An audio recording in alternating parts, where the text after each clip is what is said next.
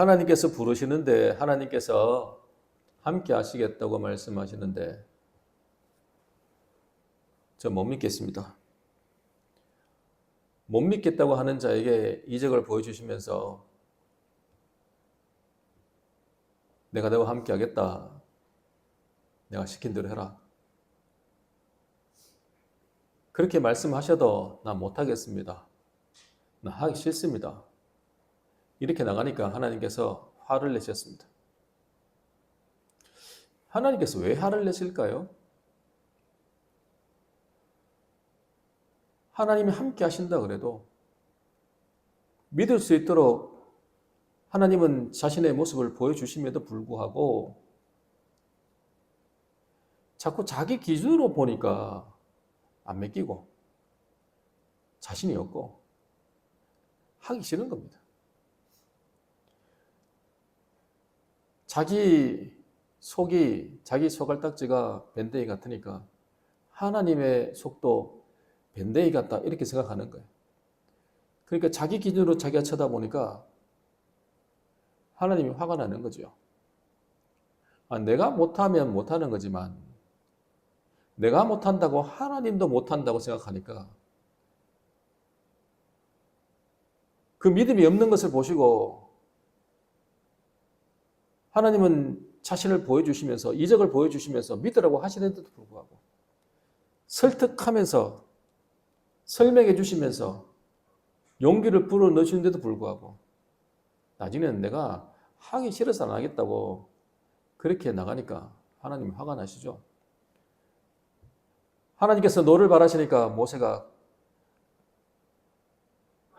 거기에 굴복하고 순종을 합니다. 그도 화를 내시는 하나님 앞에서는 자기의 의지를 내세울 수가 없으니까 꼬리를 내리고 하나님 앞에 순종을 하지요. 근데 하나님 말씀을 듣고 순종을 하기에 앞서서 먼저 뭐부터 했냐니까 자기 일을 돌봐주고 자기에게 힘을 줬던 자기의 장인 이드로한테 가가지고 허락을 받습니다. 우리 형제들이 어떻게 사는가 알아보려고 이집트로 가야 되겠습니다. 아니 하나님의 명령을 받았고 하나님께서 이렇게 하라고 말씀하신다고 그대로 전하지 못하고 괜히 그렇게 말했다가 걱정해가지고 또 못 가게 할까봐 그냥 둘러대면서 이야기합니다. 거기서 장인 이드로가 평안히 가라 라는 축복의 말을 듣고 나옵니다. 홀가분하게 나오죠. 저와 여러분 똑같습니다. 우리가 하나님 앞에 아무리 응답을 받았어도 내가 이러이러한 사업을 하겠습니다. 하나님 이런 사업을 하기를 원합니다. 했는데 하나님께서 그런 응답을 주셨어요. 그래. 내한테 감동이 와도 그 감동이 오는 날 곧바로 실행하기보다는 함께 기도했던 형제들, 그리고 가족들, 그리고 믿음의 선배들, 그리고 목회자와 같이 상의하고 기도하면서 준비하는 게 좋습니다, 여러분. 오늘 하나님께서 나에게 기도하는 가운데 너 서울로 가라. 너 이사 가야 되겠다. 하나님 응답받으면 그냥 떠나면 되지요. 이렇게 생각한단 말이에요. 그래도 그 가운데서 함께했던 형제들, 함께했던 믿음의 동력자들 있잖아요. 그러면 하나님이 이렇게 저를 인도하시는데 앞으로 이렇게 해야 될 것 같습니다.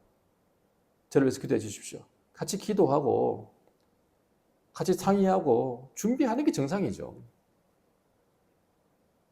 그런 모습을 모세를 통해서 우리에게 보여주시는 거예요. 또 축복의 말을 듣고 가잖아요. 평안히 가라. 이드로가 그렇게 축복의 메시지를 주니까 얼마나 홀가분하게 갈 수 있습니까? 우리가 떠날 때도 어떻게 해요? 축복의 메시지를 듣고 축복해주고 그렇게 떠나는 겁니다, 원래.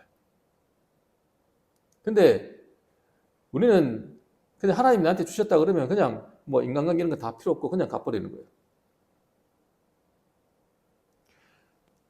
자, 이들에게 허락을 받고 축복의 메시지를 들어도 모세가 곧바로 가느냐?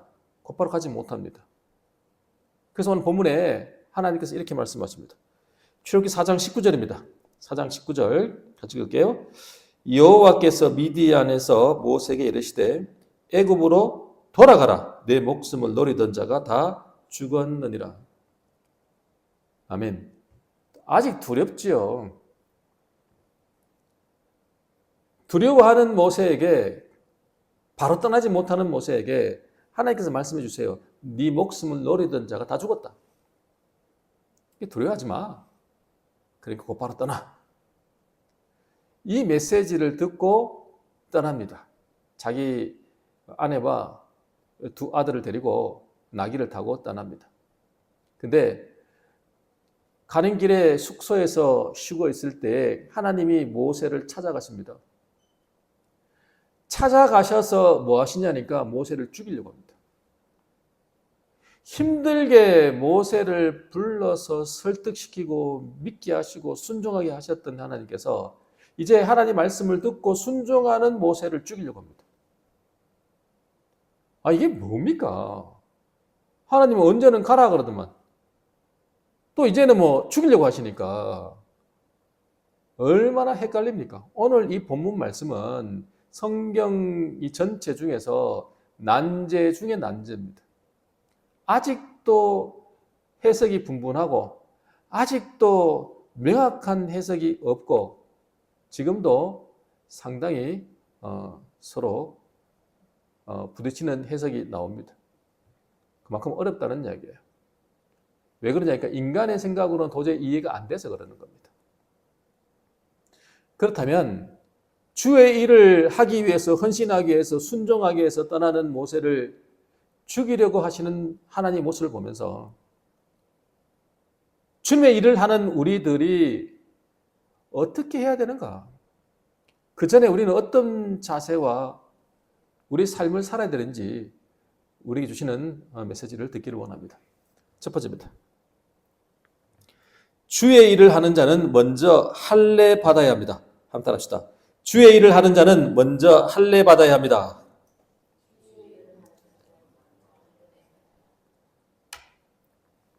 출애굽기 4장 21절입니다.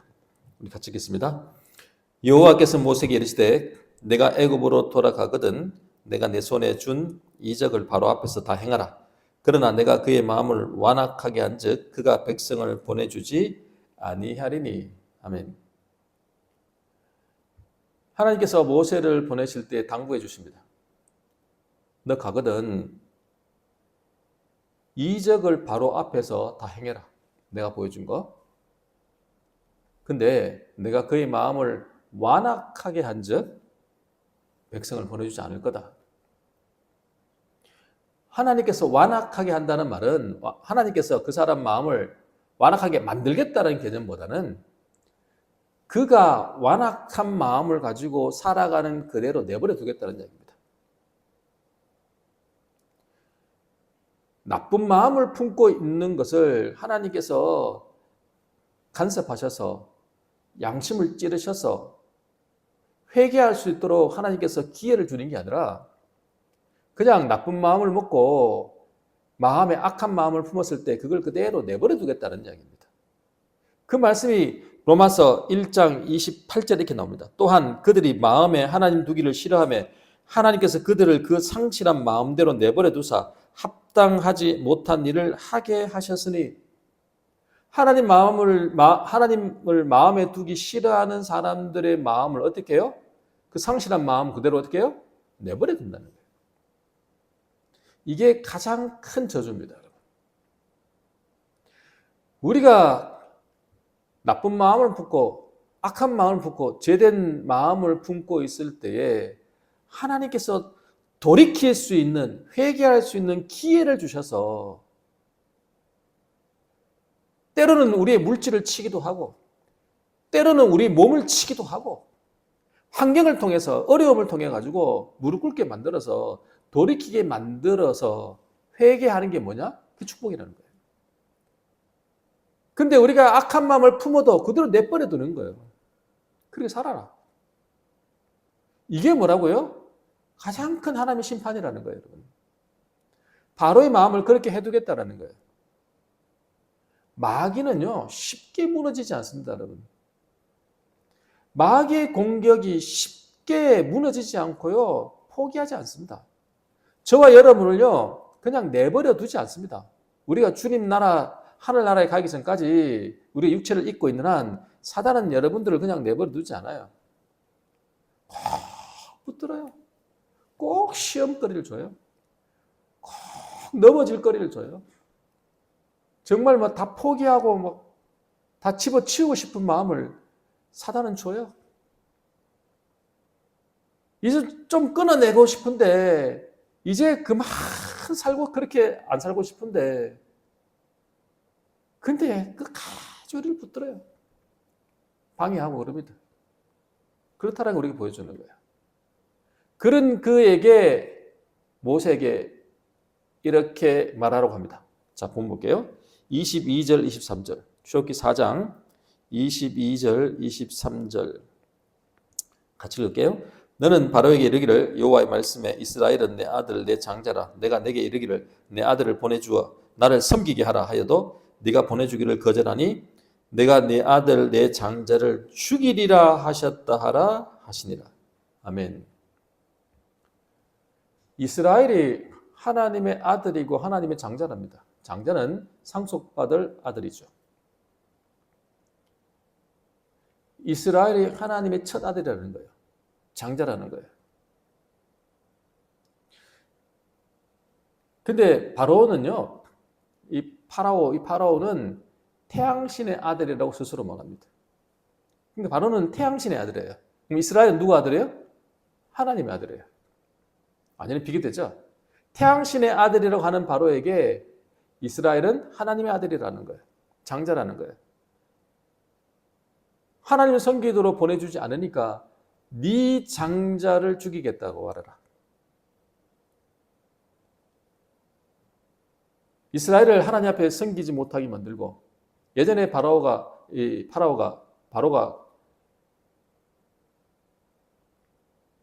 남자 아이들을 전부 어떻게 했어요? 다 죽였잖아요. 이스라엘의 남자 아이들은 다 죽여버렸지 않습니까? 장자를 다 죽였지 않습니까? 그랬던 것처럼 하나님께서 네 장자를 치겠다고 말씀합니다. 그 말을 전하라 이렇게 말씀을 듣고 이제 가는 겁니다.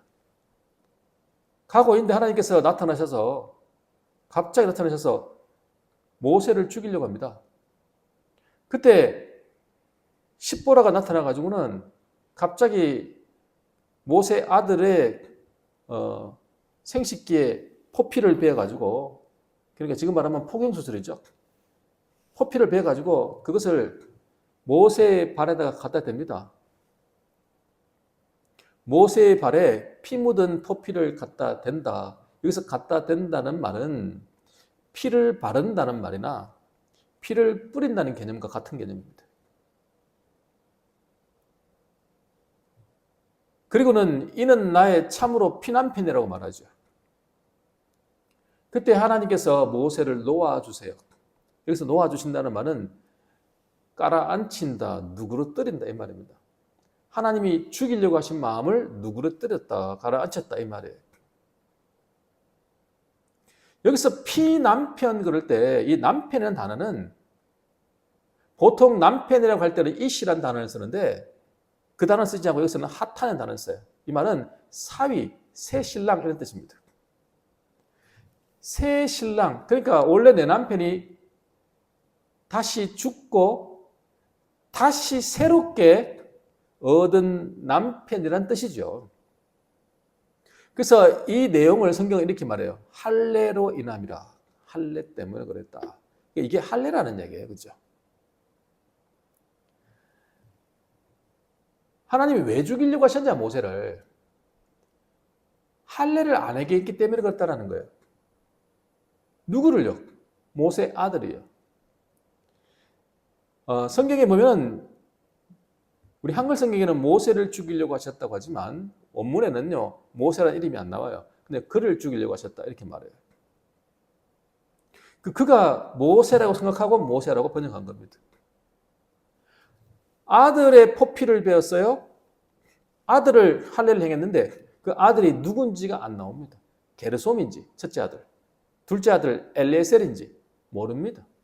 나오지 않으니까. 근데 생각해보면, 유추해보면 게르솜이 아니라 엘리에셀일 것 같다라는 생각이 들어요. 이유는 이 아들이 복수가 아니고 단수거든요. 한 명이거든요. 만약에 둘 다 할례를 안 받았으면 어떻게 해야 돼요? 둘 다 할례를 행해야 되잖아요. 근데 한 명만 행했다고요. 둘 다 할례를 행하지 않았는데 게르솜만 할례를 행하면 돼요, 안 돼요? 하려면 둘 다 해야지. 이미 이들은 어린애가 아니고 이미 다 큰 아들이란 말이에요. 그러니까 둘 다 해야지. 하나만 행했다고요. 다시 말해서 게르솜은 할례를 행했는데 아직 누가 행하지 않았다? 이 엘리에셀이 하지 않아서 남은 엘리에셀을 했다라고 추측해 보는 것도 합당할 것 같습니다. 자, 어쨌든 간에 이거는 성경적 지식 이야기고, 자, 그러면 중요한 게 뭡니까 지금? 뭘 안 했다는 이야기입니까? 할례를 안 했다는 겁니다. 하나님의 사역을 하러, 하나님의 말씀을 듣고 주의 일을 하러 가는 사람이 주의 일을 하라고 그렇게까지 주님 부르시고 설득하셔서 힘들게 해가지고 보내시는 하나님께서 그 사역을 하기 전에 할례를 받지 않고 할례를 행하는 모세를 죽이려고 하셨다는 사실을 알아야 돼요. 아무리 우리가 주의 일을 한다 한들 할례 받지 않는 마음으로 그 상태로 하나님의 일을 하는 것은 하나님이 죽이고 싶을 정도로 아주 심각하게 본다는 이야기입니다. 하나님이 정말 죽이려는 게 목적이겠습니까? 여러분, 부모님이 자식이 잘못됐을 때 화가 나가지고 호적에 빼버리겠다. 너 집 나가라.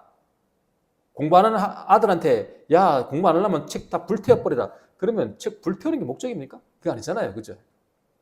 공부하라는 얘기잖아요. 말 좀 들으라는 얘기지 않습니까? 그 이야기입니다, 지금. 할례가 뭡니까? 예전에 그 셈족 계열의 사람들은 이스라엘 백성만 할례를 행한 게 아닙니다. 포경수술을 한 게 아니고요. 셈족 계열의 많은 사람들이 할례를 행했다고요. 포경수술을 했다고요. 근데 낳은 지 8일 만에 하나님의 언약 백성으로서 성결 의식을 행하는 할례는 이스라엘 백성만 했다고요. 아무나 하는 게 아니고요. 이스라엘 백성만 했다고요. 지금 이스라엘은 하나님의 장자입니다. 그들을 구원하러 갑니다. 구별된 백성으로서 하나님을 섬기기 위해서 데리고 나옵니다. 그런데 모세가 할례 받지 않는 아들을 데리고 할례 받지 않는 상태로 그 아들을 데리고 지금 장자를 구원하러 가는 겁니다. 말이 안 된다는 이야기입니다. 우리가 할례 받지 않고 할례가 결국은 신약에 와서는 세례로 바뀝니다. 예수 그리스도와 함께 죽고 예수 그리스도와 함께 부활한 자로서 예수의 생명으로 예수의 마음으로 십자가의 삶을 살지 않는다라면 하나님께서 어떻게 하신다고요? 죽이려고 하신다는 거예요. 아무리 헌신하고 수고하고 순종해도 내버려 두지 않는다는 얘기예요. 세례 받아야 된다는 거예요. 예전에 우리가 가지고 있던 재능으로 하나님을 섬기면 안 된다는 얘기입니다. 옛사람은 죽었다고요. 예수의 생명을 가지고 그 생명으로 살아야 된다는 거예요. 그러니까 은사로 섬겨야 된다는 거고요. 내가 수고해서 얻은 수고의 대가, 이 물질을 주님 앞에 섬기는 게 아니라 하나님께서 나에게 은혜로 주신 것을 주님 앞에 드려야 된다는 이야기입니다. 우린 자꾸 우리의 할 수 있는 걸 자꾸 드리려고 그래요. 우리 걸 드리려고 그래요. 그거 하지 말라는 거예요. 하나님 주신 힘으로 하라는 거예요. 우리가 말을 할 때도요, 무엇을 말하는 것이 말하라고요? 하나님의 말씀을 말하는 것처럼 하라는 거예요. 내 입으로 내가 말하는데 이게 뭐 어때요? 아닙니다, 여러분. 내 입으로 내가 지금 말하지만 내 말이 하나님의 말씀을 말하는 것처럼 해야 된다는 거예요. 내가 봉사하는 것 마찬가지라는 거예요. 내가 힘이 있어서 봉사하는데 내가 원래 가지고 있던 내 건강한 몸으로 봉사하는 게 아니라 하나님이 공급하시는 힘으로 봉사하라고 그러잖아요. 나는 힘이 없고 지치죠. 그렇지만 하나님의 공급하시는 그 힘으로 내가 주님을 섬깁니다라고 나가라는 얘기입니다. 우리 처지를 보면요, 환경을 보면요, 섬길 수가 없어요, 하나님. 우리 형편이 어떻게 주님을 섬겨요? 하나님 주신 힘이 있으니까 섬기는 거지. 이게 할례를 받아야 된다는 이야기입니다. 할례 받지 않고 주님을 섬기면 주님이 어떻게 한다고요? 죽이고 싶더라고요. 여러분, 마음의 할례를 받으시고 주님과 함께 죽고 주님과 함께 부활한 자라는 사실, 부활한 자로서 주님을 섬기기를 간절히 축원합니다. 마지막 두 번째입니다. 주의 일을 하는 자는 철저히 헌신해야 합니다. 한번 따라합시다. 주의 일을 하는 자는 철저히 헌신해야 합니다.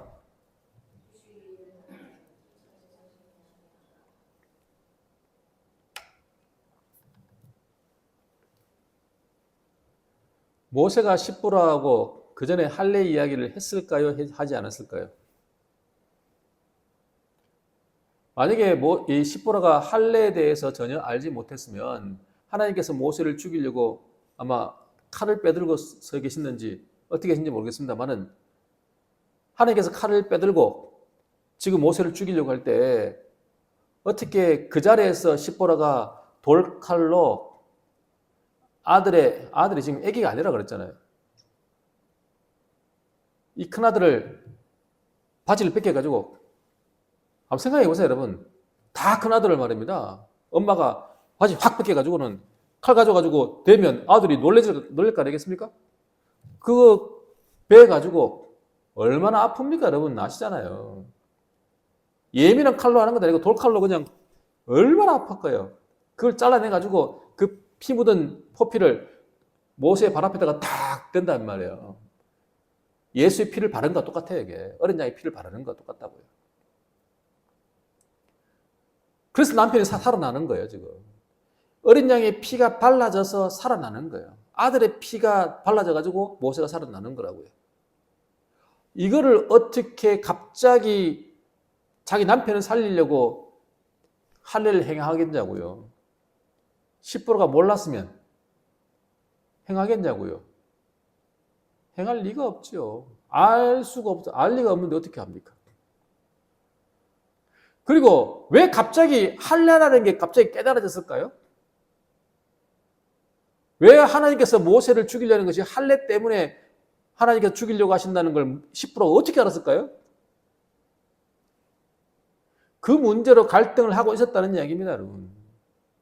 모세와 십보라가 갈등이 있었다는 이야기예요. 그 양심에 걸리고 있는데 이 문제가 터지니까 그 일을 바로 행하는 거 아니겠습니까? 지금 모세는요, 가정도 온전히 다스리지 못했다는 이야기입니다, 지금. 아내가 겐 족속이잖아요. 미디안 땅에 살고 있는 겐 족속입니다. 셈족 계열이니까 포경수술은 알아요. 그러나 이 할례가 낳은 지 8일 만에 행해야 되고 하나님의 언약 백성으로서 반드시 해야 될 성결 의식이라는 사실을 모세가 십보라에게 이야기를 하지 않았다면 십보라는 알 수가 없습니다. 알 턱이 없습니다. 그들이 어떻게 알아요? 이것은 이스라엘 백성만 아는 건데. 모세는 하자 그랬고 할례를 행해야 된다 그러고 아내가 허락을 안 했겠죠. 그러니까 지금 하나님 죽이려고 하니까 그 자리에서 할례 행하는 거 아닙니까, 지금?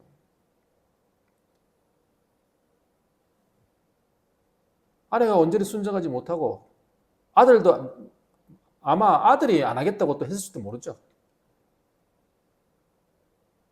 그래서 할 일 행하니까 하나님 살리는 거 아닙니까?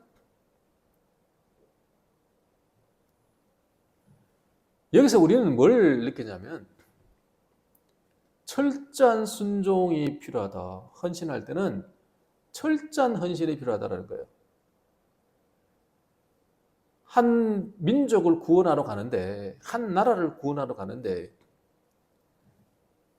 지금 구원하러 가는 이 모세가 온 가족이 지금 하나님 앞에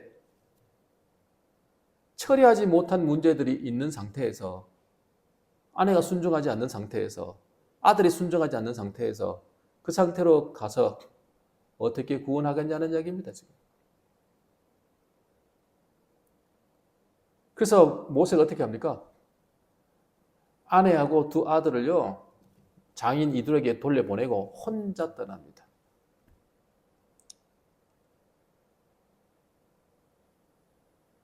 자기가 혼자서 온전한 헌신을 위해서 혼자 떠납니다. 돌려보내죠. 그가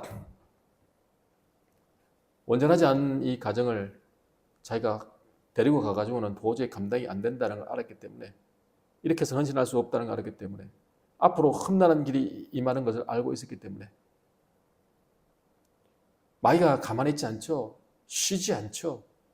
놓치지 않죠. 포기하지 않죠. 그거를 알고 있기 때문에 철저한 헌신을 위해서 가족들을 다 돌려보내고 혼자 가는 겁니다. 출애굽기 6장에 보면은 레위지파 족속들에 대한 족속들이 내용이 나옵니다. 근데 그 레위지파 족속의 대표는 모세가 아니라, 가장 위대한 지도자 모세가 아니라 아론의 족속이 나오는 겁니다. 아니, 모세가 아론보다 훨씬 더 위잖아요, 여러분. 리더가 아론이 아니고 모세지 않습니까? 근데 하나님은 이 족속에 대해서는, 이 지파에 대해서는 모세를 족속을 쓰는 게 아니라 아론이 중심이 돼서 족속의 내용을 쓴다고요. 대제사장 삼는데 하나님께서는 모세를 대제사장 삼는 게 아니라 아론을 대제사장 삼으셨다고요. 이해가 잘 안 돼요. 아론은 어떤 사람입니까? 나중에 금송아지 만든 사람 아닙니까? 그 사람을 어떻게 대제사장 삼습니까? 그 이유를 성경은 이렇게 말하죠. 가장 연약한 자이기 때문에 세웠다는 거예요. 왜요? 연약한 자를 용납할 수 있기 때문에. 네가 그렇게 연약한 자인데 다른 연약한 자를 품어야 되고 용납하는 게 당연한 거 아니야? 그래서 가장 거룩한 직분인 대제사장의 자리를 가장 연약한 자를 세웠다, 이 말입니다. 하나님 누구를 목사로 세우냐, 목회자로 세우냐? 연약한 자를 세워요, 여러분. 잘난 사람 세우는 게 아니에요, 여러분. 더 거룩하기 때문에 세우는 게 아니라 하나님 은혜가 너무 크기 때문에 세우는 겁니다.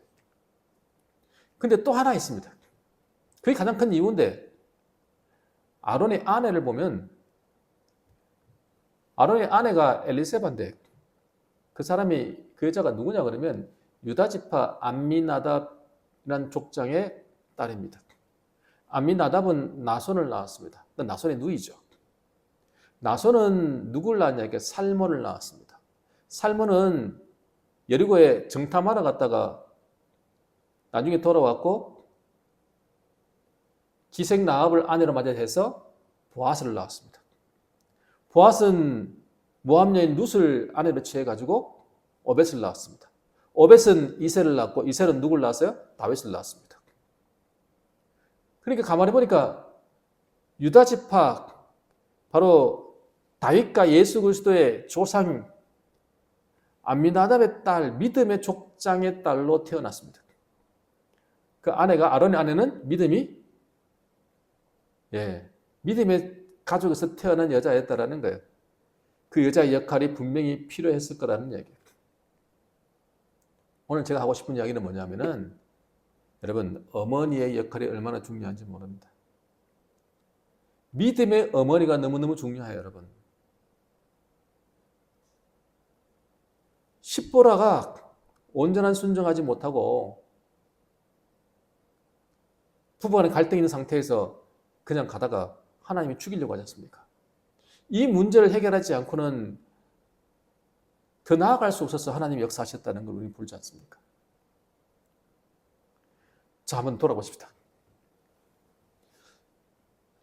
여러분은 하나님 앞에 온전한 헌신을 하고 있습니까? 할례 받지 않고 하나님 앞에 갈 수가 없어요. 철저한 회개와 예수 그리스도의 보혈이 아니고는 우리 하나님 앞에 갈 수가 없습니다. 철저한 순종과 헌신이 따르지 않으면 안 됩니다. 혹시 하나님께서 여러분이 헌신된 모습, 철저한 회개의 모습, 그런 모습을 갖추지 못하고 주일을 하다가 하나님께서 칼을 들고 서 있는지도 모릅니다. 우리는 수없는 실패를 하고 실수를 하고 넘어지기도 합니다. 여러분, 저는 어떻습니까? 제가 부족한 모습이 나타나고 실수를 해도 여러분은 저를 어떻게 볼까요? 제가 실수할 때, 부족한 모습을 보일 때 여러분들은 저를 그래도 이해하려고 하시진 않을까라는 생각 듭니다. 좋게 보겠죠. 그럼 고마울 일이죠. 근데요, 여러분이 생각하는 것보다 하나님이 저를 볼 때 훨씬 더 심각하게 볼 수도 있습니다. 지금 칼 들고 저를 내리치려고 서 계실지도 모릅니다. 여러분도 마찬가지입니다. 우리가 아직 그런 모습으로 나아가고 있지 않는가 생각해 봐야 됩니다. 그렇지만 하나님은 우리를 죽이려는 게 목적이 아닙니다. 우리가 회개하고 돌이키기를 원하는 겁니다. 그래서 아직도 버리지 못한 게 있습니까? 아직도 회개하지 못한 게 있습니까? 아직도 온전한 순종을 하지 못하는 여러분의 모습이 있습니까? 오늘 이 모세를 보면서, 하나님 모습을 보면서 철저하게 주님 앞에 헌신하고 순종하며 나아가시기를 간절히 축원합니다.